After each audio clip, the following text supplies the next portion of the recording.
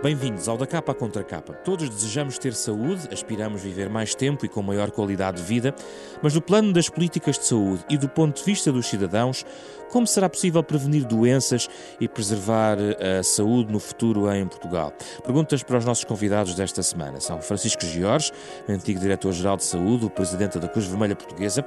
Vai lançar brevemente, este mês, um novo estudo da Fundação sobre a prevenção de doenças, prevenir doenças e conservar a saúde. Conversamos com o autor e também com Constantino Saclarides, doutor em Saúde Pública, professor catedrático da Escola Nacional de Saúde Pública, foi também diretor dessa Escola Nacional de Saúde Pública, um coordenador do Observatório Português dos Sistemas de Saúde, entre múltiplas funções que teve nesta área, de uma dupla que vai nos levar nesta conversa sobre a saúde em Portugal nos próximos 30 minutos.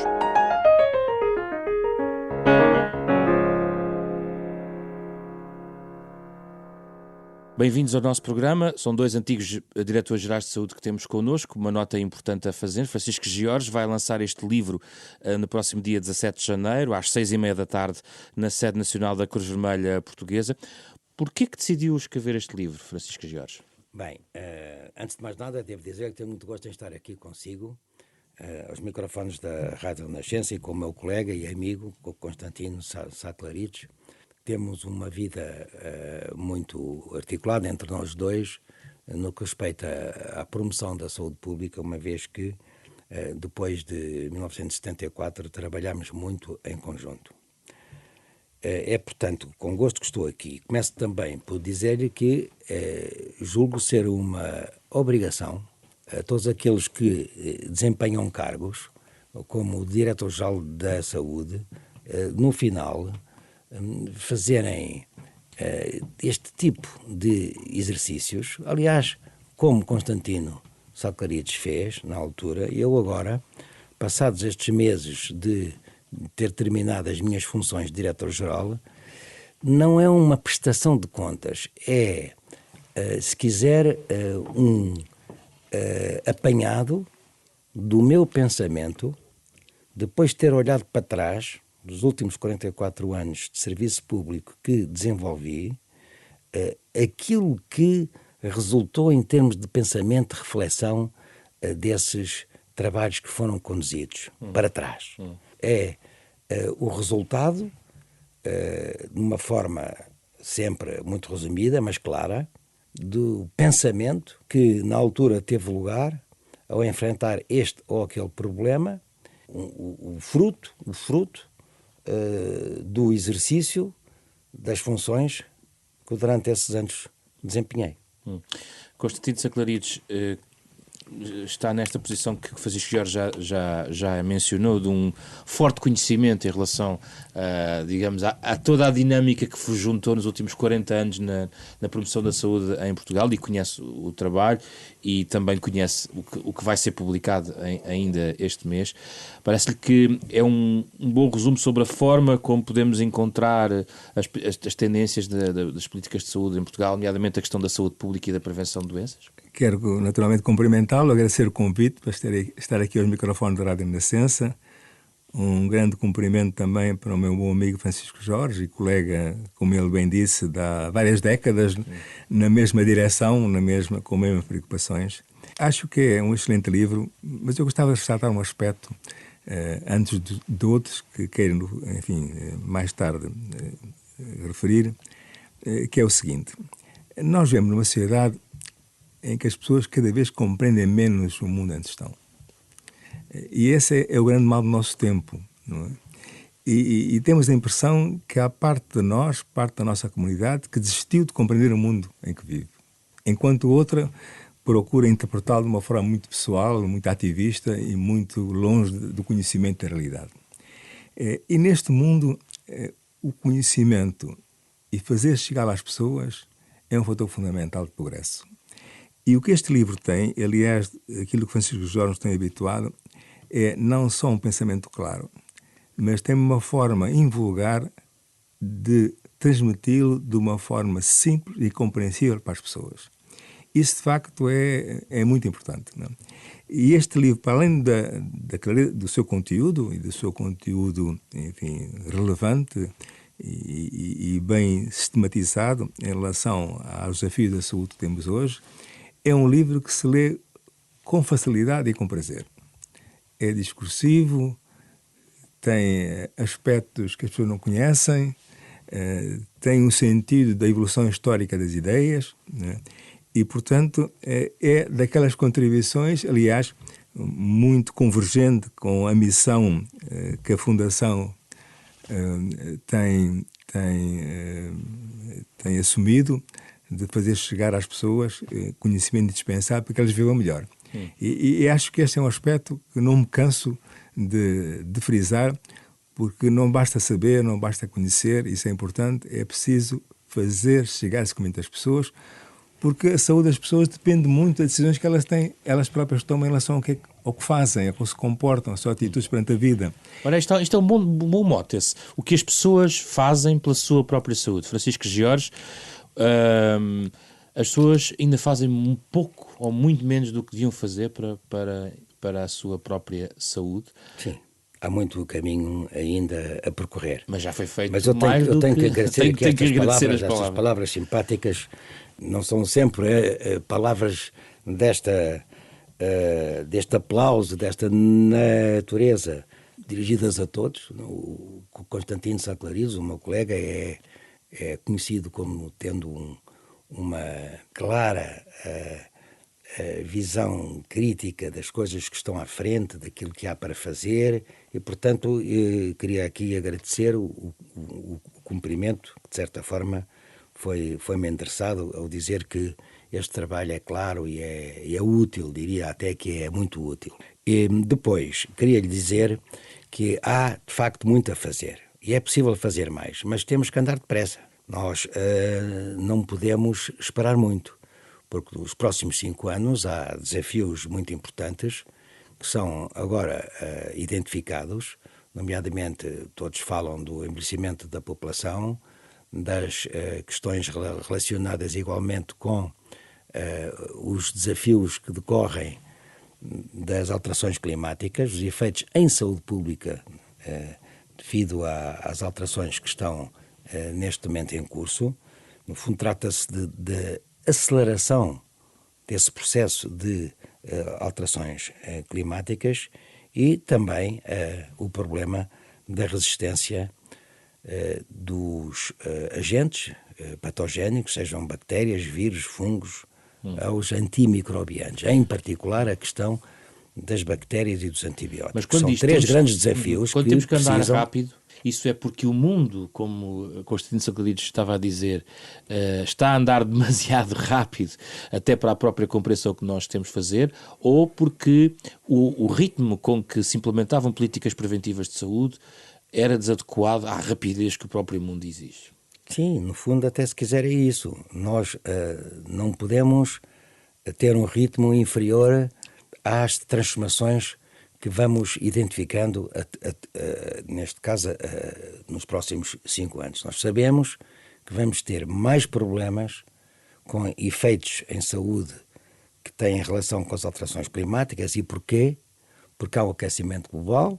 Esse aquecimento favorece, neste caso concreto, a multiplicação de vetores, são os insetos artrópodes, moscas, mosquitos, que transmitem doenças, e vamos estar confrontados em climas temperados com problemas semelhantes àqueles que existem em países com climas tropicais ou subtropicais, como aconteceu, aliás, já na Madeira. É um sinal em 2013 que devia ter posto em alerta, como nós insistimos na altura na Direção-Geral de Saúde, todo o país. Portanto, investir mais em dispositivos de prevenção, identificação dos primeiros sinais de invasão de determinados mosquitos, para serem eliminados e impedirem a transmissão de doenças. Suponhamos agora que temos pela frente, como no Brasil, Zika. O Zika é, sobretudo, uma questão importante porque tem efeitos, diria até diretos, na baixa da natalidade, porque as mães não querem arriscar ter crianças com problemas, com anomalias graves. Mas desses desafios que está a identificar... Mas há outros, as doenças crónicas, como o cancro, como as doenças cardio e cerebrovasculares. Há uns que dependem do que a pessoa faz pela sua saúde muito. E outros que dependem do investimento que um sistema pode fornecer. Sim. É isso? Sim, mas reparemos, alimentação equilibrada, isto é, não exagerar em calorias, terem atenção à ingestão do açúcar, terem atenção o problema do sal, terem também atenção que não podemos, enfim, ingerir e ter na nossa dieta alimentos com gorduras processadas, que são as gorduras trans. Também terem atenção que o exercício físico é absolutamente essencial para termos uma boa saúde. Isto não é uma conversa, digamos, de lenga-lenga. Isto está demonstrado. Mas tem aumentado isso, a prática do exercício físico. Tem aumentado, mas não ainda o suficiente, porque as crianças, em lugar de estarem nos parques, nos escorrega, nos triciclos, nas trotinetes, na bicicleta, estão em casa. As crianças estão em casa a ver um monitor, estão na televisão, ou estão no computador, ou no tablet, e a mãe está muito sossegada porque pensa que eles estão livres de riscos que teriam, provavelmente, no exterior, mas não. A mãe e o pai, neste caso, estão redondamente enganados, porque a criança deve ter hábitos de promoção do exercício físico desde logo. Constantino Saclarides, Olha, deixa-me só dizer-lhe, um belo presente, costumava dizer, mesmo no Natal, em lugar de ser um tablet, é um triciclo, uma bicicleta, uma trotinete. Não destas elétricas, claro. Esta necessidade também de a que juntaria uma certa literacia dos portugueses para a saúde. O que é que pode ser? Eu gostava de olhar para o futuro. O que é que pode ser feito no concreto para aplicar isto? É preciso institucionalizar isso em programas curriculares de educação? É preciso apostar em campanhas de comunicação? É preciso aumentar o investimento na rede até do próprio Serviço Nacional de Saúde? Que ferramentas podem ser disponibilizadas para estes objetivos? Claro que esse é um desafio importante e difícil, que é assegurar que as pessoas, na sua vida todos os dias, tomem decisões inteligentes em relação à sua saúde. Decisões inteligentes aqui são decisões informadas. Não é? Mas não só as pessoas, o conjunto dos atores que fazem parte da comunidade onde esses problemas se manifestam. Deixe-me dar um exemplo concreto para passarmos a uma mensagem mais objetiva. Um dos problemas curiosos de saúde pública que hoje existe em Portugal, em todo o lado, é as pessoas caírem, as quedas. Não é?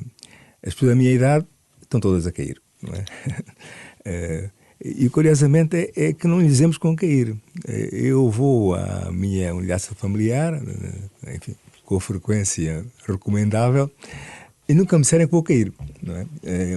E cair é tremendo, não é? Tem consequências para a minha saúde imediata, produz sofrimento, passa a ser caro por dias que não trabalho, e tem às vezes consequências muito gravosas para a saúde. Portanto, a prevenção das quedas na população de certa idade é hoje um problema maior de saúde pública. Ora bem, falando em literacia, claro que podemos aproximar-nos com instrumentos, e foi feito pelo Ministério da Saúde nos últimos anos, uma espécie de microsite em forma de livro digital sobre a prevenção das quedas, não é? Que permite aproximar as pessoas e dizer: tenham cuidado com a casa, precisamos de uma casa segura, não vão para a calçada com os sapatos inadequados, se estão a tomar medicamentos, vejam o que estão a tomar, precisam de assegurar que os músculos membros inferiores funcionam, porque se os músculos não funcionam, qualquer pequeno desnível no passeio parece uma montanha, porque a pessoa arrasta os pés porque não tem os músculos a funcionar. Mas isto não basta dizer às pessoas com idade, tem que dizer aos filhos, aos cônjuges, aos médicos, aos enfermeiros, aos gestores, aos políticos. Não é? Portanto, hoje nós adotamos este conceito de multiliteracia, ou seja, fazer chegar o conhecimento a todos aqueles, não só às vítimas, que têm alguma coisa a ver com a resolução do problema. E a multiliteracia implica que temos de ter vários públicos-alvo, não só um, que temos de utilizar vários canais de comunicação, o oral, o visual, o auditivo, não é? E que temos que associar vários assuntos associados, não fazer esta literacia segmentada, assunto por assunto. Por exemplo, As pessoas que caem sofrem também frequentemente com isolamento social. Há um artigo norte-americano publicado há pouco tempo que diz que o isolamento social significa para a saúde o mesmo que fumar 15 cigarros por dia. Portanto, é esta abordagem que temos de utilizar. E para isso utilizamos os portais, os livros digitais, as mensagens, o WhatsApp, não é? As redes sociais, mas, principalmente na sociedade portuguesa, isso tem que ser acompanhado por mediadores. Uma vez que a população portuguesa, uma parte importante daquela que aqui interessa, não tem acesso a esses instrumentos. Quando mediadores têm que ser igualmente objetos deste esforço de literacia. Quem são os mediadores?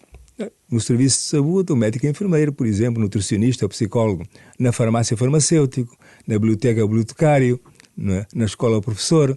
Portanto, é essa estratégia de literacia, que é fazer chegar, em relação a temas concretos, que têm a ver com assuntos que nos preocupam a todos, a mensagem a vários níveis, a uma espécie de ecologia do sistema que permita que esse conhecimento não seja fragmentado e desigual, permeie de uma forma eficaz o conjunto da comunidade. Francisco Jorge, a prevenção ocupa realmente o lugar central que devia ocupar na arquitetura do nosso sistema de saúde? Não. Em regra, no início das legislaturas, os diferentes programas do Governo colocam os aspectos preventivos em primeiro lugar, com investimentos de monta, mas depois percebe-se que há outras prioridades que não tinham sido anunciadas e a prevenção, em regra, passa para outro plano. Estamos a discutir neste momento a Lei de Base da Saúde, atenção. Sim, mas espera, eu estou a falar das questões ligadas mais à apresentação dos programas do Governo e à implementação dos respectivos programas, que muitas vezes não observam, com respeito às promessas, aquilo que estava previsto e previamente anunciado. Portanto, há aqui, em regra, vou falar de todos os governos, destes últimos 21 governos constitucionais, estou a falar de promessas que muitas vezes são formuladas, mas depois não são observadas. É preciso investir mais em saúde pública, mais em prevenção, também na perspectiva que o meu colega Constantino acabou de denunciar. Reparemos, nós temos, neste momento, 1 milhão de portugueses que têm 75 anos ou mais, dos quais 350 mil têm uma idade superior a 85 anos. Portanto, há aqui um grande problema de doenças que vão surgindo, que anteriormente não eram conhecidas e que agora exigem respostas. Portanto, sendo o envelhecimento um problema que era esperado, todos nós sabíamos que o sentido era este. Ia haver uma aceleração. Devíamos ter tido mais cuidado ao planear aspectos preventivos no sentido de garantir que o final da vida seja mais saudável, com mais qualidade. E não vê isso como, neste momento, como algo que está a ser visto com cuidado? É uma preocupação. Acredito que o Governo tem este discurso, mas é preciso fazer mais. Portanto, além do discurso, é preciso fazer. Fazer mais custa mais, não é isso? Mas também é preciso fazer, mas é preciso. Nós não podemos deixar de contar com aspectos que eram esperados, nomeadamente o problema do envelhecimento. É preciso mais unidades para doentes crónicos, chamadas unidades de cuidados continuados, porque as camas dos hospitais não podem ser ocupadas por doentes crónicos. São destinadas a doentes agudos. Qual é o problema que se vive agora nestas semanas frias do ano? Os relatos das esperas, muito recentemente ouvi um relato de espera de horas para doentes que precisavam de ser atendidos. É que as camas dos hospitais estão ocupadas. Agora, repare na minha expressão, muitas vezes de forma indevida, por doentes que deviam estar em unidades destinadas a crónicos. São estes aspectos do sistema que não mereceram a atenção devida nas últimas Agora repare também no que lhe vou dizer, nas últimas décadas, não estou a falar deste governo, do anterior, nem do anterior, estou a falar, sobretudo, depois deste milénio novo, devíamos ter tido mais cuidado ao planear as infraestruturas para fazer face àquilo que sabíamos que ia acontecer. O que é que temos que mudar no nosso sistema, Constantino Saclarides, para, exatamente na linha deste raciocínio, implementar estas medidas? Ora bem, como Francisco dizia, sabe que geneticamente o nosso sistema cresceu numa altura em que a nossa principal preocupação era a mulher e a criança. Portanto, tínhamos bons serviços, começamos a ter bons serviços de pediatria, saúde materno-infantil, programas de vacinação muito prestigiados e eficazes, programa de planeamento familiar, muito importantes. E a nossa origem, o nosso pensamento, a estrutura de serviço, era isso e mais umas consultas. Com esta evolução demográfica que o Francisco descreve, não é? Isto não funciona assim já, não é? Esta fragmentação, enfim, cuidar de saúde de um lado, primários de um lado, hospitais por outro, continuados por outro, saúde pública por outro, não consegue responder a pessoas que têm problemas múltiplos de saúde, que são frequentadores, que frequentam o serviço de saúde habitualmente, que são problemas prolongados, que exigem vários tipos de resposta que têm de ser articuladas, que exigem gerir o percurso das pessoas de um serviço para o outro para assegurar que o conjunto de respostas são aquelas que você precisa. Esse sistema que nasceu para responder aos problemas de há 30 anos atrás não consegue fazer bem. E então? Isso chama-se integração de cuidados. Nós temos que assegurar que o nosso sistema de saúde não é um conjunto de hospitais, centros de saúde, cuidados continuados. O foco não é tanto a organização, é a capacidade de gerir o percurso das pessoas através de organizações para terem bons resultados. E por isso precisamos de instrumentos novos. Por exemplo, quando o foco era na doença ocasional, na doença aguda, não é? O problema que apareceu depois desapareceu, uma consulta sem continuidade chega. Agora precisamos de instrumentos de continuidade. Estes instrumentos vão ser desenvolvidos em toda a Europa que pensa à frente nessas matérias. O principal chama-se Plano Individual de Cuidados. Ou seja, eu quando vou ao médico e tenho diabetes, dou-me as costas, durmo pior, não é? Preciso de conversar com o meu médico sem saber como é que daqui a um ano vou estar e que tipo de apoio preciso. Para isso preciso de um instrumento que registre esse acordo e que permita que todos aqueles que colaboram para a persecução desses meus objetivos de bem-estar sejam capazes de utilizar também. Ora, isso é uma transformação importante e difícil, porque a base social de apoio da fragmentação é grande, cada um tem a sua circunscrição. A sua quinta. Exato. A base social da integração é pequena, daí a importância de investimento político nesta transformação. E o problema que temos é um problema muito importante e curioso. Todos nós chegamos à conclusão, aliás era previsível, que o Serviço Nacional de Saúde degradou-se esta década por falta de investimento, por perda de recursos humanos, etc. Era previsível. E é natural que todos queremos recuperar esses recursos e acrescentar. Mas não devemos acrescentar sem transformar. Não queremos acrescentar para o Serviço Nacional de Saúde que em 2005 ou em 2010. Queremos acrescentar para o Serviço Nacional que precisamos em 2020, 2025. E aí a energia política é fundamental, como dizia o Francisco, não é? Não é preciso construir mais hospitais, é preciso redesenhar as suas funções e a sua articulação. Esse é que é o aspecto. E, portanto, o discurso político é fundamental, não é? Porque os agentes no terreno, não é? Guiam-se muito porque lhes parece ser o caminho, o discurso, não é? E, portanto, reconhecer que a transformação é necessária, o recurso é necessário, a recuperação desse recurso é necessário, mas num processo de transformação é, portanto, fundamental. Ele é difícil, porque no terreno as pessoas estão sobrecarregadas, têm muitas pressões, têm um trabalho muito intenso e, portanto, não tem muito espaço para a inovação, não é? Esse espaço tem que ser produzido politicamente, congregando a inteligência que temos no sentido dessa transformação. Se não fizermos essa transformação, nos próximos anos não teremos Serviço Nacional de Saúde daqui a poucos anos. Vê isso refletido nas discussões em curso, por exemplo, neste momento, sobre a Lei de Base da Saúde? Acha que está à margem do processo?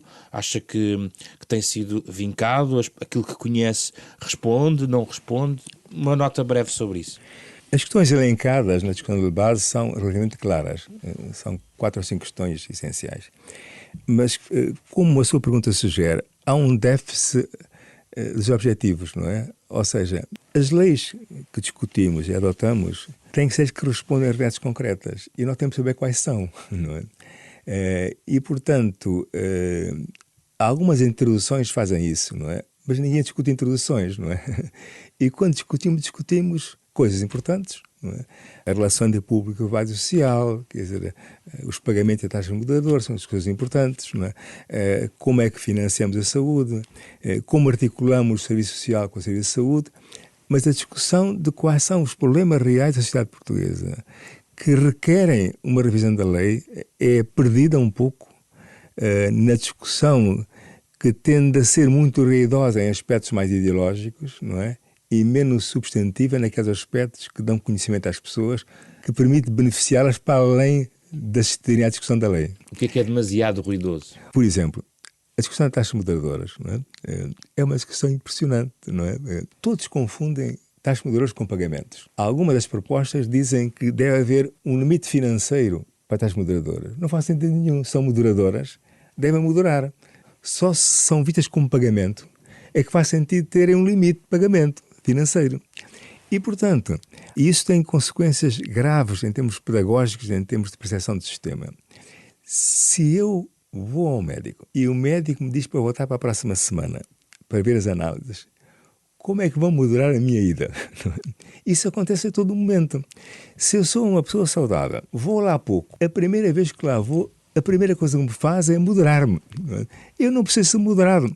Portanto, é de um primitivismo, quer dizer, inaceitável, além de ser intelectualmente inaceitável também, que haja falsas taxas moderadoras, que são verdadeiros pagamentos, ou melhor dito, são pagamentos disfarçados de taxas moderadoras. Isso não é bom, esta falta de integridade intelectual, quer dizer, esta falsidade. Não é bom para as pessoas, não é bom para o sistema, não é bom para a discussão política, não é bom para nada. E o que não está lá é questões como a prevenção e outras, é isso? Ou seja, isso ocupa o ruído, mas o que devia estar a criar ali, a ser introduzido com peso, que matéria falta, por exemplo? Não, quer dizer, nas introduções, há habitualmente, quer dizer... Boas intenções. Sempre esta questão da prevenção é importante, não é? Mas, quer dizer, mas tem que perceber mais que isso. Por exemplo, eu acho que a prevenção é fundamental. Mas a pessoa não acredita no sistema que faz discutir a prevenção e não prestar cuidados quando as pessoas precisam, não é? Ou seja, isto tem que ser ligado. Não pode ser o capítulo da prevenção. Pronto. Prevenção, saúde pública, promoção de saúde, muito bem. Palmas, é uma conversa interessante, flores... coisa bonita, não é? E depois cuidar de saúde, como se fossem coisas diferentes. Não, quer dizer, a pessoa tem confiança no sistema de saúde que responda quando é preciso. Se responde quando é preciso, estou mais aberto a ouvir o resto. A prevenção é uma coisa que faço agora para beneficiar mais tarde. É sempre um raciocínio um pouco mais difícil. Eu quero beneficiar já, não é? Eu adquiro a apetência para este discurso da prevenção e o próprio sistema o faz de uma forma mais convicta se o sistema é credível perante as pessoas. E o sistema é credível às pessoas se responde quando as pessoas precisam. E julgo que esse é o ponto nessa matéria. O tempo vai avançando, vejamos que já a caminho das sugestões da semana, Francisco Jorge tem um livro para nos sugerir, não é? E é um livro muito fácil de ler. Bem, para quem gosta de história contemporânea. Refirma um trabalho exemplar de um grupo de jornalistas encabeçado por José Pedro Castanheira sobre Salazar. As 3 semanas antes da queda de Salazar no forte de Cascais, do Estoril, e as 3 semanas seguintes. Há uma descrição minuciosa, com muito pormenor, a maior parte, aliás, desconhecida, porque na altura que nós acompanhávamos a evolução, a censura não deixava passar notícias, e ele, aliás, Castanheira, no livro, sublinha um aspecto muito interessante, é que os próprios boletins médicos eram alterados pela censura.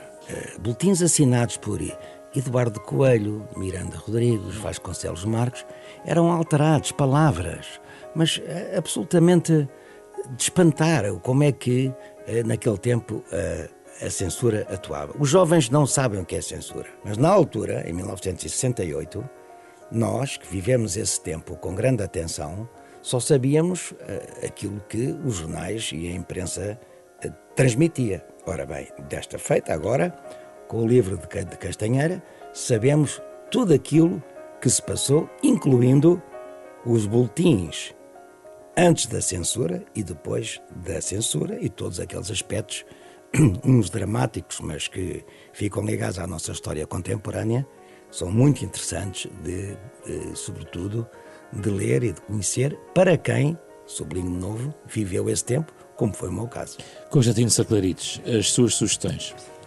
Bom, quer dizer, para já vou comprar o livro que o Francisco aqui recomendou. Pareceu-me, enfim, este pequeno troço que eu referi muito interessante, não é?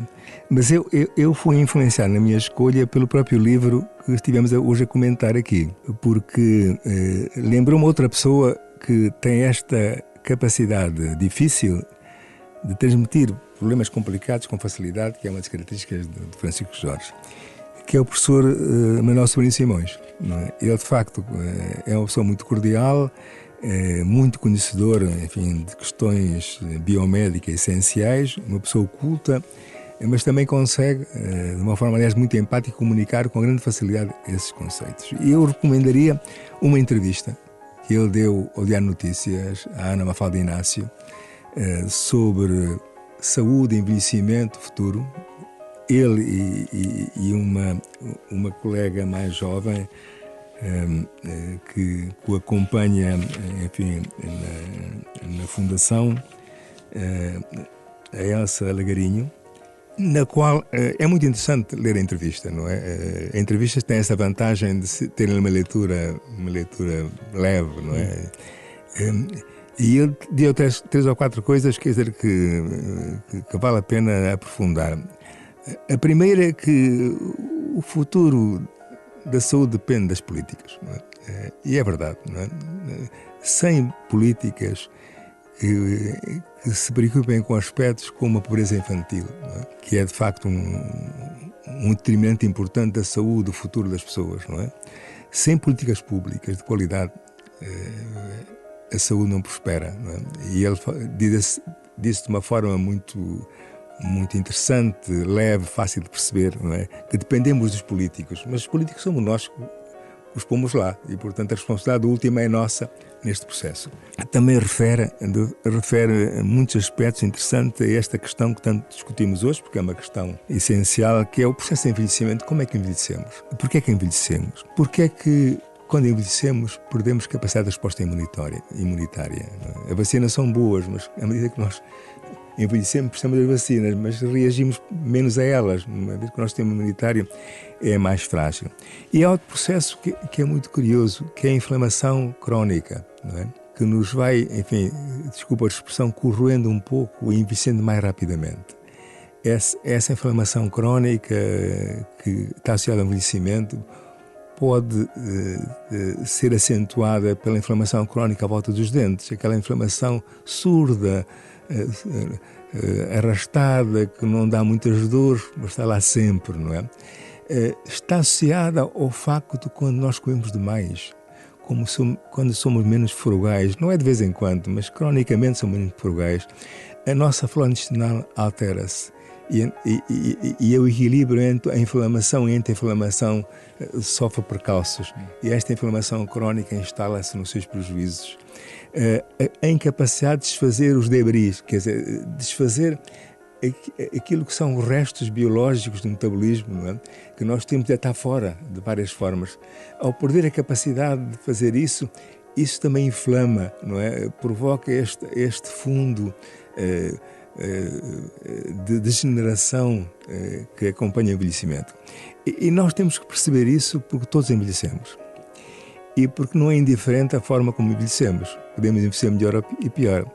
E se percebemos esses fenómenos, na sua vertente social, de saúde pública, mas também na sua vertente biomédica, que é muito interessante quando bem explicada, como faz sobre em cima dos seus colegas, isto também estimula. Uma coisa é aquele discurso estereotipado, não faças isto, não faças aquilo, porta-te bem, que as pessoas já não têm paciência para ouvir.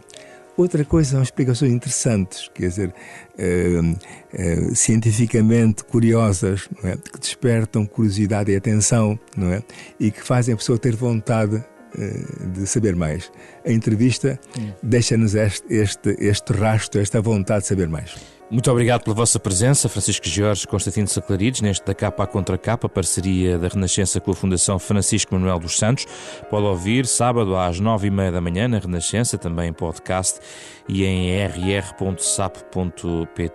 Vamos ouvindo as notas de Mário Lajinha no genérico original composto para este programa, com Ana Marta Domingues, Carlos Vermelho, André Peralta e José Pedro Frazão. Regressamos na próxima semana para outro tema em conversa.